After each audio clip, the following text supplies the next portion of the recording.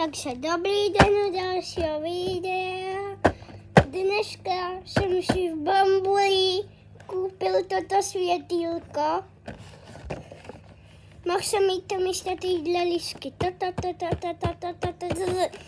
No, tak jdeme rozdělat. Docela těžký to rozdělat. Ale já na to mám už. Já jsem to jednou dělala, natočil jsem z toho unboxing.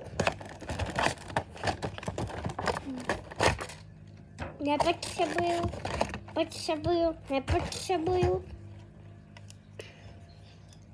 To svítí. Yes, to svítí.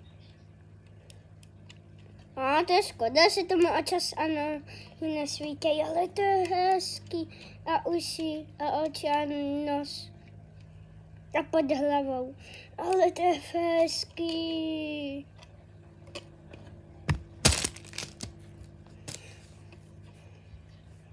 Umí to stát na hlavě. Ne, ale všichni mý ostatní to uměli. Tak a já už si myslím, že by to pro toto video mohlo být vše.